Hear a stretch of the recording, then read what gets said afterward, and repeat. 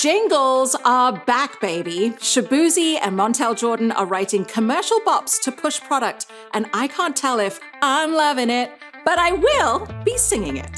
Also, the end of the year brings no surprise, year-end lists, and we are going to rifle through an epic multi-decade survey. Our takes will be spicy, so make sure you have a glass of milk. And what did your Spotify Wrapped look like? Mine look like my kids don't let me listen to my own music. But I did get to eat my own food this year, so we are going to do a At-ify Wrapped. What did real chefs really eat this year? All this and more on this week's show. I'm Aarti Sequeira, and welcome to Around the Table.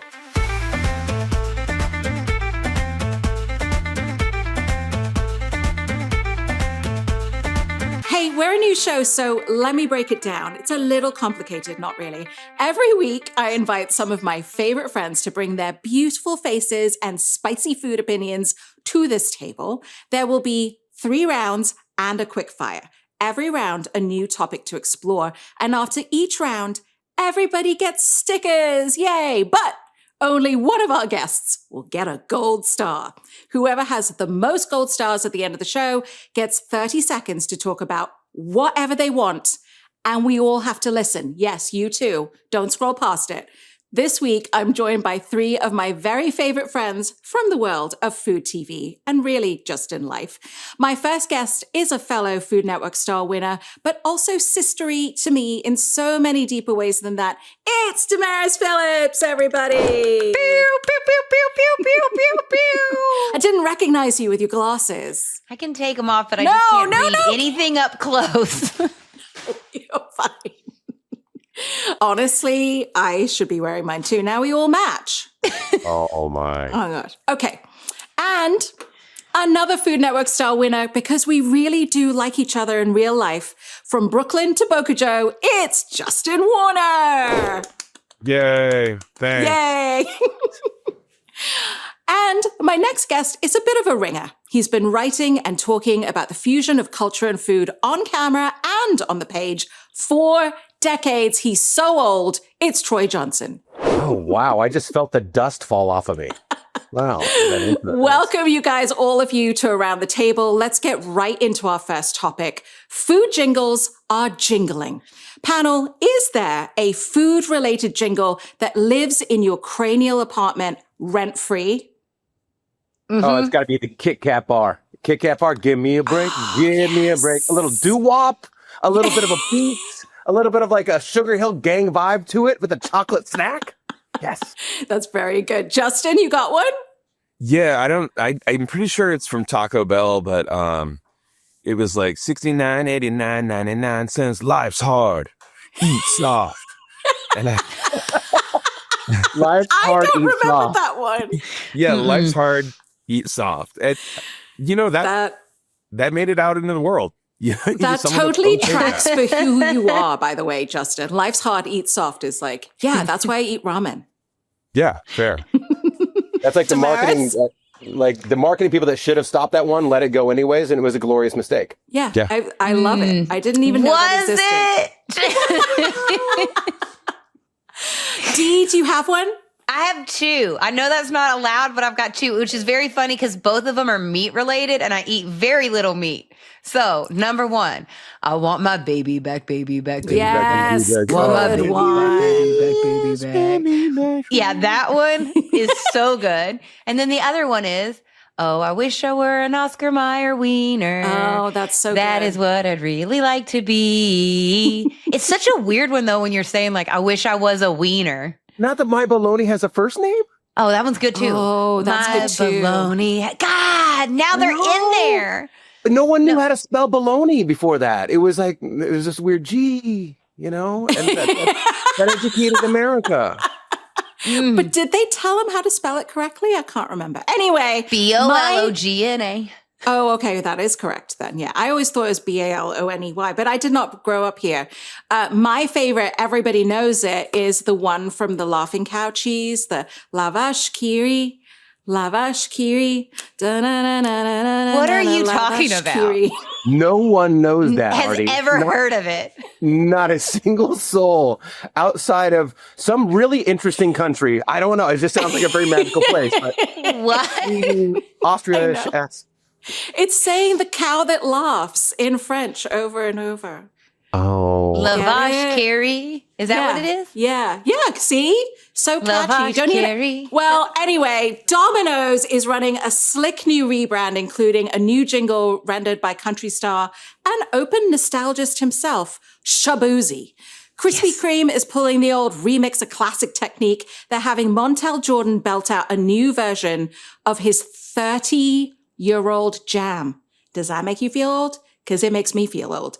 This is how we dozen. Just rolls off the tongue. Does this get you excited about a new era of culinary brainworms you can hum during your midnight snack? Or does this burn you out like watching your yesteryear branded with a double K? Panel?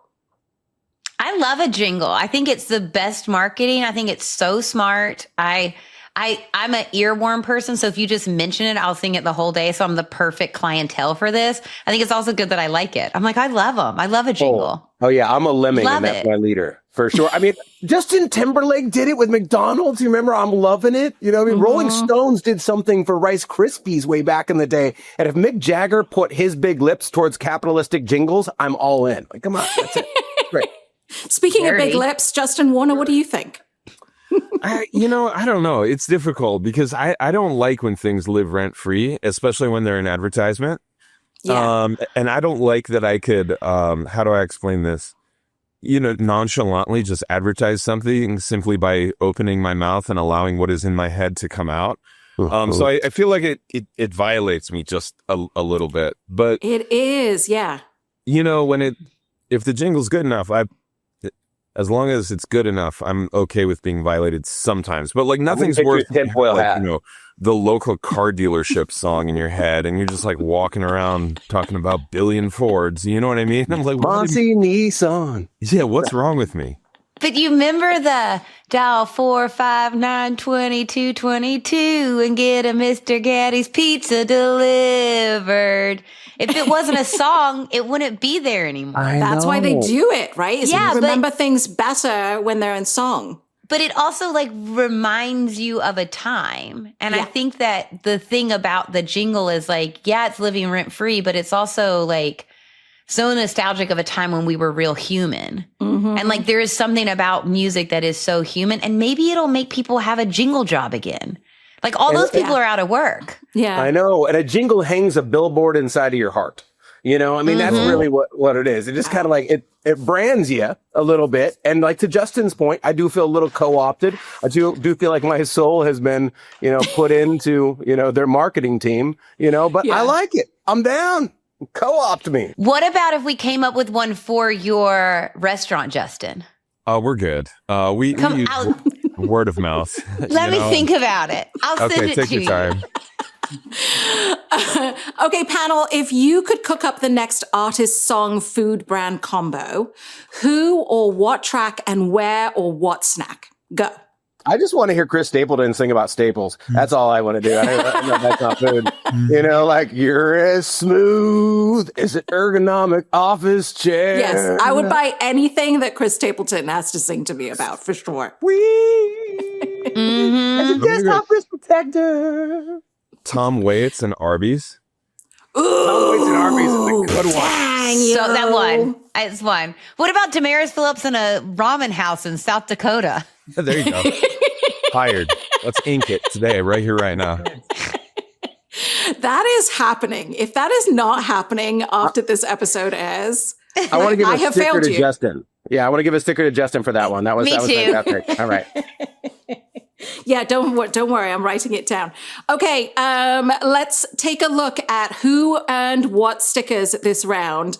I think I have to give the gold star to Justin Warner. I loved your misanthropic take at the beginning. I'm muting this. This is rigged.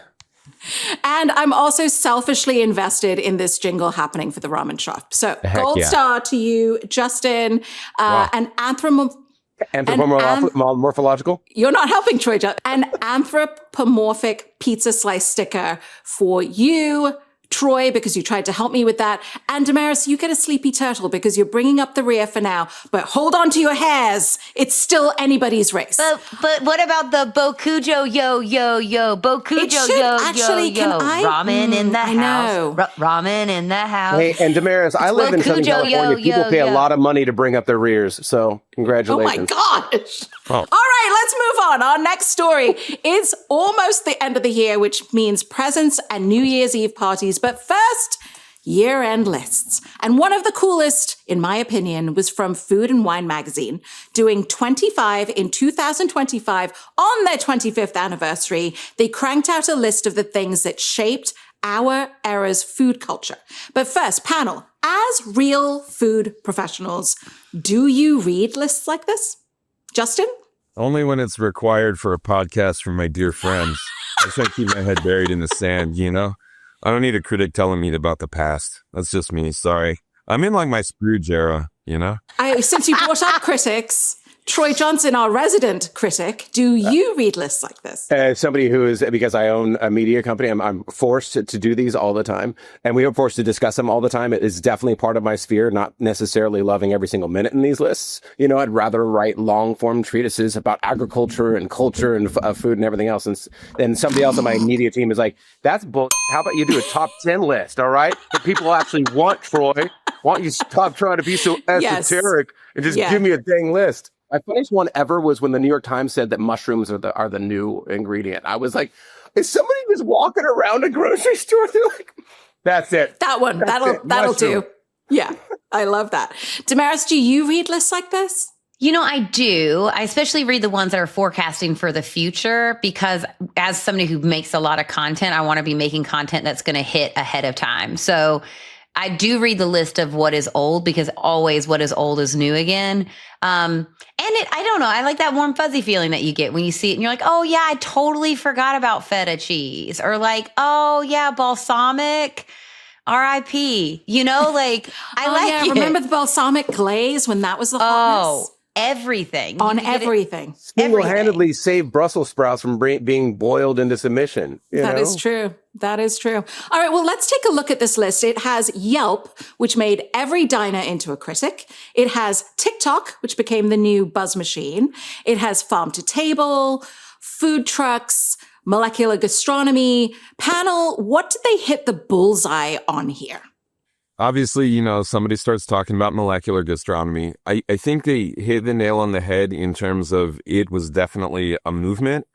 But where I didn't love is that when we all stopped making spheres and things that pop and phones and whatever, we actually learned how to make better cooking through the work of the people that were maybe pushing it a little bit too far and making things weird.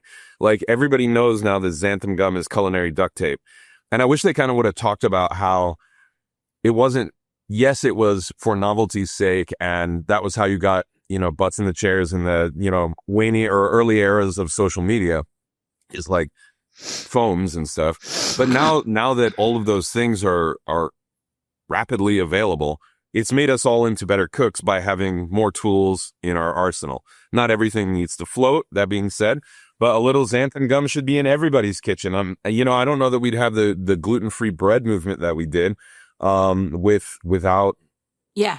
I still remember when you and I competed, Justin, on grocery games, and we had to make, we both ended up making a shepherd's pie, and you won because you used something in it that gave it this beautiful gravy-like consistency. And I was like, what are you talking about? That wasn't like, where did you get that from? And it was, what was it? It wasn't sodium citrate. The periodic table. What was it? Methylcellulose. It's just tree fiber. Tree fiber.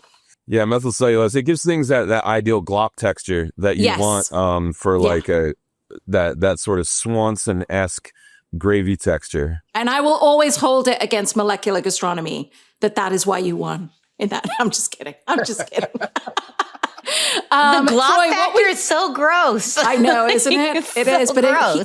I saw it. It looked beautiful. And I did not have that texture in mind. Troy, what were you going to say?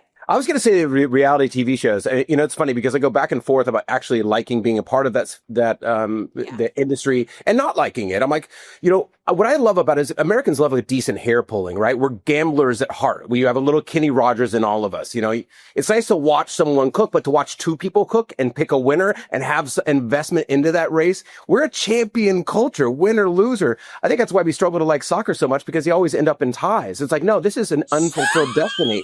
You know, like we need somebody to win here. That said, I do miss a good dump and stir show. Ina Garden sounding like human Xanax, like Jeffrey off to the side, just with a fork somewhere. You know, like the world's luckiest dude after me, because Claire actually agreed to marry me. But I think the reality, cooking actually got people interested. Now, whether or not we can use that to like teach people, like Justin just taught people about tree fiber, you know, in a gloppy gravy. You know, that's, I think, the perfect mix of like bringing up chefs on a massive national mainstream scale and gamifying it so people actually give it crap, you know?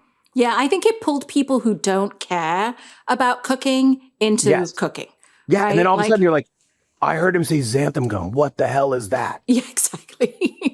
What do you think, Damaris? What worked for you on that list? You know, I love the rise of more plant-based options. Of course, I'm always going to love that. Like, I love that now there are options for people that is not just mushrooms if you're a vegetarian. I thought that's a great one. I really liked I liked television. I came up watching Food Network, and so I loved learning to cook in those stand and stirs. So that one really worked for me and also shaped my career. You know, like I miss the stand and stir. That's why I got into TV. Yeah. I would like to do a stand and stir every single day of my life. I love teaching people to cook, and it's very, very powerful. And it was, especially as you're seeing fewer and fewer people cooking at home, I think that we're going to end up with a whole generation of people who actually don't know how to cook at all. It's going to be like one of those lost trades if we don't go back to having some of those stand and stirs. They're going to know how to reduce a gummy bear on a competition show, though. That is true. And they'll know how to give you a great wild line as they will. Yeah, they will. I also, the other one that I loved was the introduction of all of the international. I loved how much more like our pantries have expanded. I think that how, I can't remember exactly what trend it was that brought that up to me, but like it is so common now for people in their pantry to have wildly exotic, just like it's just like part of it. It's part of everyday life now. And that for me is always like, I love it when I get to take a recipe that my grandparents made, so nostalgic trend, and then add into it something that I learned from you, Aarti. Yeah. You know, like that really makes me feel good. Gold star. Not rounding up the rear anymore. In your face, boys. Told you to watch out for her. Okay, guys, what did the list snub? What did they miss? I mean, for me, there's a few of them that came out. I mean, just in terms of the restaurant, because I cover restaurant culture pretty heavily, you know, like speakeasies, we like secrets. I think across the country, I think that really became massive, you know, like hide something behind something because we like the thrill of discovery. Instagram restaurants, you know, I mean, it became more about the design than it did the food a lot. That's a really good point. Yeah. A positive one. Ozempic, for me, this is a wild kind of out there theory, but they say 1 in 8 Americans are on Ozempic right now. And what do you do less when you are on Ozempic? You eat less, you drink less, and drinks, especially alcohol, have floated the restaurant industry for decades. When you're not selling enough food, you sell that booze and you can actually make that profit margin, and it helps some small mom and pop make it through a 6% profit margin industry. I think that's a massive impact that we're not really we talked about it a little bit. And the lack of drinking overall in the new generation, they're just microdosing stuff, you know, and they're walking in and they're not going to the bar, which is going to make it really hard on the industry. So that was more restaurant industry stuff. Yes, unless we start doing shots of GLP-1s at the bar. That's what we're going to have to start doing. Yes. Yeah. That's the only way this is going to work. Or just have cocktails that are, you know, like hemp and THC based. I mean, they're already in the market. Like, why not just make it so there's a cocktail line at your restaurant that has those instead of alcohol. I mean, exactly. Lots of people can get the 10 cans of them, but like, why not start making and mixing your own cocktails? So mixologist, but with weed. What do you think they missed, Damaris, on the list? I think they missed. Did they talk about the milk craze, like the new alternatives for like yogurts and stuff? That was there, right? I know. I think that's a really good point, though. That was. Where would we be without oat milk? And all of the new, like all of the vegan melty cheeses for me was missed. Like it honestly, all of the like. And the gluten-free, all of the stuff that has happened so much in the like alternative dining, I think, or the alternative cooking has come so far that I think it is all the, like they mentioned the milks, but all the other stuff. Justin, what do you think that they missed on the list? I think that they did, just overall, I think that they did a pretty good job without getting into minutia that would cause someone to click away. Let's be honest, that's what the point of a listicle is so that you stay on that page for a long time. But I don't know that they did a lot of the like, TikTok's a thing and wow, everybody's a cook on TikTok. But little things that drive me insane is like, this Uber trend of people like slapping an onion and all of a sudden it's chopped. Magic cooking. Yeah, they've like taken systematically that format, and the format of the quick video has kind of destroyed the idea that there is labor involved and that chopping onion sucks, And I just feel as though that is not doing, kind of like the lack of stand and stirs. Now we don't even chop things, it just happens. Right. CapCut is my sous chef. A whole generation of people that doesn't understand that for the most part cooking sucks and is a slog. When it comes together, it's great, but wouldn't it be nice if we could just tap our grocery cart and it turns into an award-winning shepherd's pie with glop? When you guys were reading the list, did it make you nostalgic for a particular era based on one of the trends that you saw? Like if you could go in a time machine to one of those eras, which one would you go to? For me, it would be the farm to table. I mean, which is crazy that it's the last 25 years, but I mean, it was a going back that went forward, right? It's just using the best ingredients picked in peak season. It's like running a 100-yard dash, but starting at the 70-yard line, right? And we weren't doing it. We were shipping things across the country, or growing the tomatoes in Florida sand and putting them on a train and gassing them. And, and they just had zero flavor and whatnot, and getting everybody back. And that was in San Diego. That happened about 2007.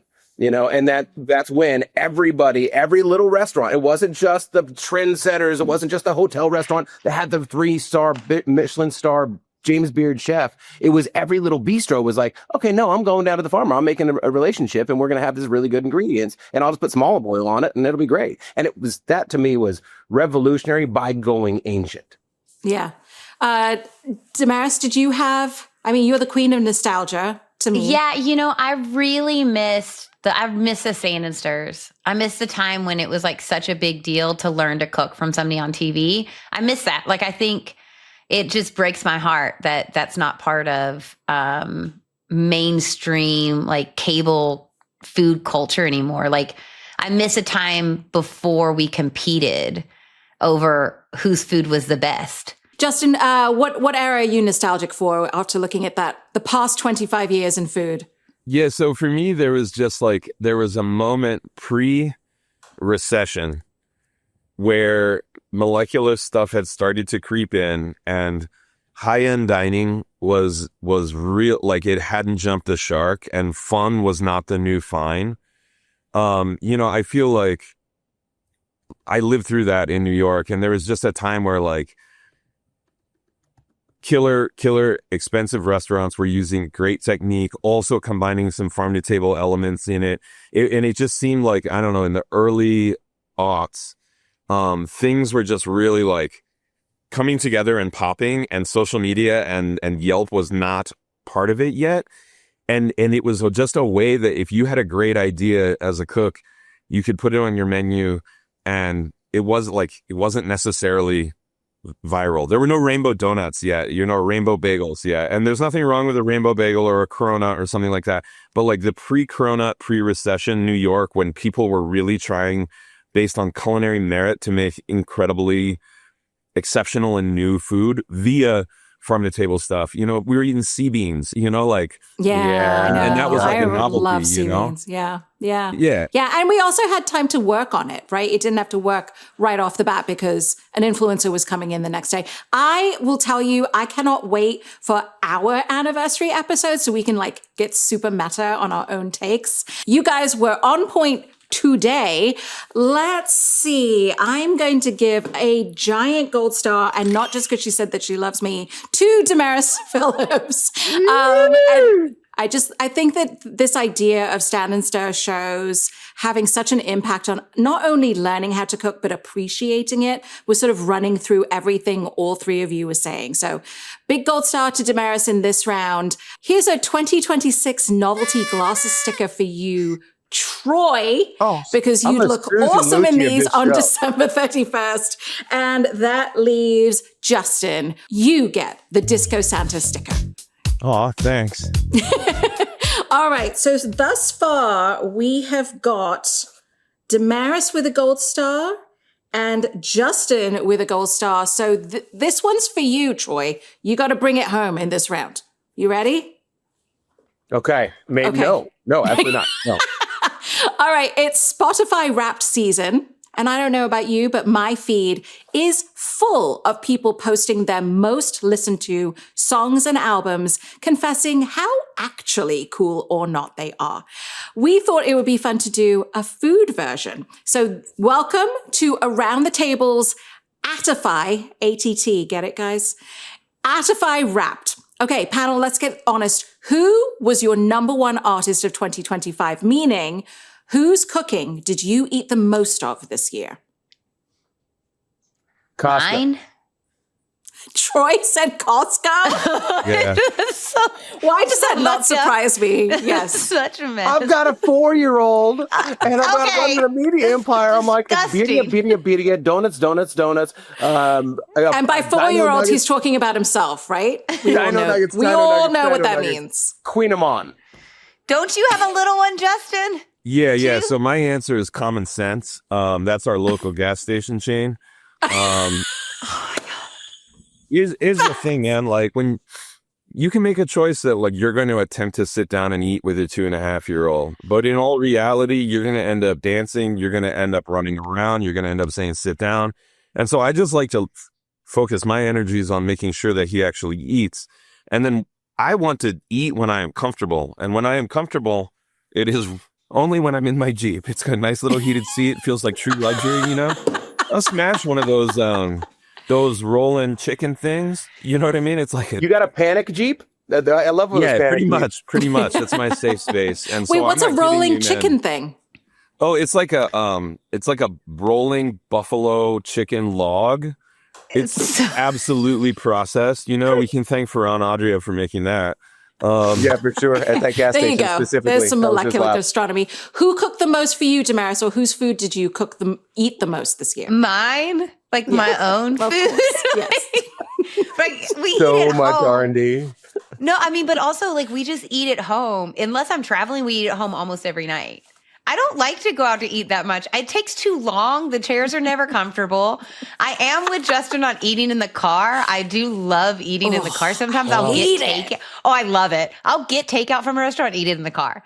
Because they take too long in the restaurant to like bring me my check. Oh, and then no, I just want to eat it and go. My favorite is get the rotisserie chicken from the grocery store and letting it ride shotgun and just reaching over and ripping off thighs on the way home, like the animal that we are inside. Yes. You know, and Rotisserie chicken is my co-pilot. the steering wheel is just like, it looks like a Miami retiree. It's just glistening and greasy. Negative points for Troy. Negative points. All right, let's talk about top 5 songs. What were the top 5 things you ate the most of in 2025? And be honest. For me, it's peanut butter and jelly crusts. The Uncrustables? No, just the crust, because we cut the crust off, and so my gosh. dad's the human garbage pail, So I'm not kidding you. Like my PB&J intake, I'm probably eating a full PB&J a week on crust alone. You look ripped. That protein is doing you well, sir. Damaris, what do you think? What were your top 5 things you ate this Top year? 5. Number 1, coming in at number 1, sugar-free Red Bull. Often just have it for breakfast. The big chewy nerds, I've eaten a lot of those. I've eaten a lot of cinnamon toast, a ton of spaghetti, like actual spaghetti noodles with red sauce. That's it. And then my last one would have to be like, I got on a real like vegan tuna salad kick this year, like a real one where I'm eating What's lots of it like made of? Dare I ask?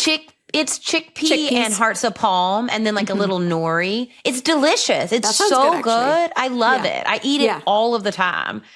So I needed to get more protein, and sugar-free Red Bull, 0 protein. I'm shocked they haven't released a version yet. Everybody's releasing a protein. Protein version, I know, of everything, which is so. Did you hear that they're trying to put protein in alcohol? Vomit. Vomit. Yeah, way to make us really not drink it. Where we're from, you know what I'm saying? Okay, Troy, I cannot wait to hear your top 5 things you've eaten this year. Oh, I think I already ran through them. Dino Nuggets will probably be number 1. Birria hit in San Diego like Sublime's greatest hits. It was, I mean, when Sublime was released in San Diego, you heard it out of every truck driving through Southern California, and every single one of those trucks had a Calvin and Hobbes peeing on something sticker on the back of it, by the way. But birria has taken over the city. I swear to God, I think McDonald's down here is experimenting with birria sandwiches, like a birria breakfast sandwich, whatever. It is every single place you go. So I've had it 900,000 different ways, which is really happy days for me because it's one of the greatest Mexican specialties I've ever come across. You know, the Spaniards brought over some meddlesome goats. They ate the locals' crops. So what did the locals do? They buried that goat underground with some delicious herbs and spices and created a legend, you know? So it is everywhere in San Diego. And then for me, honestly, every day what I do is I go down, I've got this great hippie people's co-op. It smells like patchouli and fresh farm vegetables. And I grab a ton of veggies. I saute them up. I do barley every single day. And then I put some bitchin' sauce on it. That's my daily every single day. I don't want to do at-home saucing. No, I don't have time. But bitchin' sauce is pretty damn good. So I make some farm veggies, barley, bitchin'. That's it. I love that barley made the list of all the things. 100%. I Googled what was the most nutritious. I'm like, look, I need to get some nutrition during the week. I'm going to be eating a lot of crap as a restaurant critic. I'm just like I'm a fat depository and sugar and I can go. And so the answer to that, everybody, is barley. I hope the barley board is listening. Okay, to bring it full circle, there's always music playing in a restaurant kitchen. What did you all listen to the most this year while you were cooking?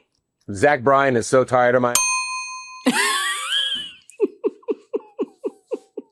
Did that just make you mad, Justin Warner? No, it's just, it somehow tracks, and I was just like, I can't wait to hear what Troy has to say. And then I was like, yeah, no, this all makes sense now. What did you listen to, Justin? I was really big into the Welsh duo Wet Leg, their first album. Love it. I don't know. We played on vinyl at my wine bar. So oh my gosh, you guys are out hipstering each other one after the other. It is a joy to watch. But also, I realized that if I had this crazy like pop-up thing where I was like driving myself a little mad, making it as mad as it could be. It was to celebrate Salvador Dali. Yeah. And I've been playing like Bolero on repeat. Anytime I have to do something that is too much, and there's just like a certain madness to it that if I really want to get like creatively mad, that's it. And I'll just do it. And I think people actually have lost their mind because of that. To Bolero. Track. Yeah. I get that. Damaris? I don't know, like some pretty hard acid rock. I'm just kidding. Of course. I was like, what? No, of course not. I really love, of course, I love a classic Dolly, Kenny Rogers. I think cooking to that is great. I love any kind of classic country. But then I was really into Tyler Childers this year. I've really been liking cooking. I think it's just like really sweet. He's a Kentucky boy. I'm into it. I'm real into him. Justin, you got something to say about that? That tracks? No, that tracks. That tracks. All right. Well, Troy, finally, Your year was hilarious and revealing. So gold star to you. Justin, I'm a little worried about your stomach now. So here's a heart-bellied tardigrade for you. And Damaris, what a year. Here's an old year, old man, a new year, new baby eating popcorn, watching you eat. So let's look at our gold star recap. At the moment, just like a good classroom, every single one of you has a gold star. So it all comes down to the lightning round. Take a sip of H2O, please, because it's time for the final countdown. This is a game that we call Cryptocolinary. You will announce whether you would buy, sell, or hold on the following food trend stocks. Okay, let's go. First one, Jamaican beef patties. Go, Justin. Bye. Oh, Troy? Bye. Bye, for sure. Turmeric jerk chicken spice beef empanadas? Yes. All day long. Next one, probiotic sodas. Sell. Terrible. Oh, Man, come on. They're trying to terrible. make something good. Terrible. Come on. Buy, I'm not sell, gonna or hold, replace my Troy. doctor with a poppy, but at least they're trying to do something good. So for would the you soda. buy or hold, Troy? I would hold. Okay. Hold.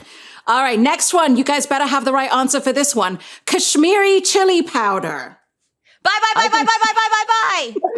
I can stain my own clothes. No thanks. I don't think it brings enough to the party. I don't want to gargle red dye number 5, but if I have something that I'm going to sell from this list, that's it. Well, you are not winning. Justin, buy, sell, or hold on the chili powder?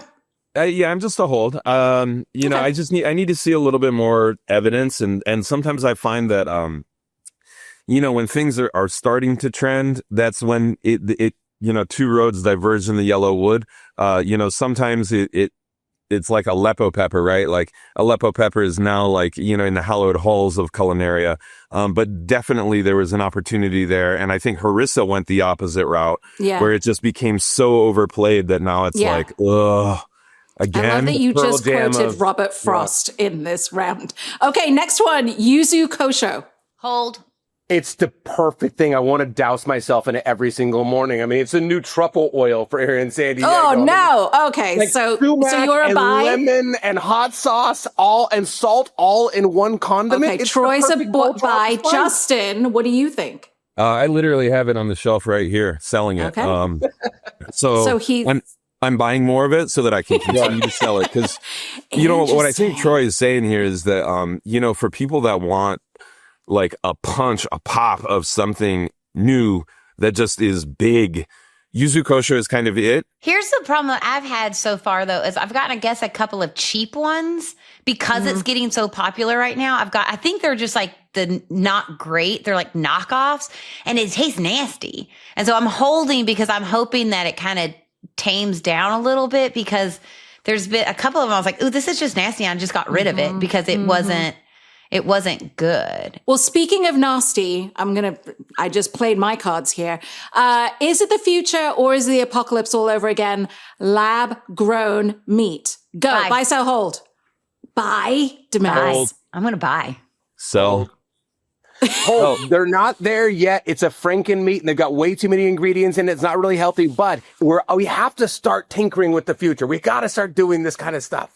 You tell me you engineered fat, you're growing lab fat. Now all of a sudden I'm buying. But protein, man, you can get that out of peas. Like, congratulations. You know what I mean? Like, I think just because we can doesn't mean we should. Figure out fat first and then figure out protein. There are a few folks I'd want these kind of stock tips from, and you all did great. But only one is the teacher's pet this episode, and that is none other than Justin Warner. I will say, my friend Justin, you're extra grumpy today, and that is the yin to my yang. I'm so into it. Thanks, guys. Yeah, I don't know what it is. I'm digging this Scrooge era, No, buddy. I love it. I love the Scrooge era. And I also agreed with you most of the time. Like I would hold on the yuzu kosho. I feel like it's on its way out, but you're actually selling it. So you're on the front lines, so to speak. So I'd probably trust your info more than mine. All right. So Justin Warner, take your dirty 30 and give us a clean breakdown of what you want to say to the world. Go. I am the happiest, actually, that I've ever been in my life. My kid's 2.5. He's incredible. My wife is an incredible mom. We just launched this store here. It's called Boca Joe Bodega. If you all happen to find yourself in Rapid City, South Dakota, come on down and we'll sell you some yuzu kosho. And just that, you know, like, let's all use this wonderful season to focus on what really matters. Being a Scrooge about listicles. Paddle!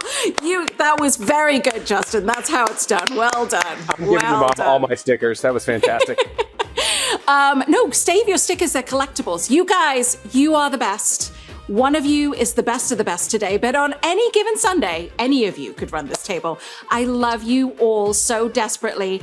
I'm Aarti Sequeira, and that's our show. See you next week. Like and subscribe, and send us the food news scraps you want us to fight over. Bye!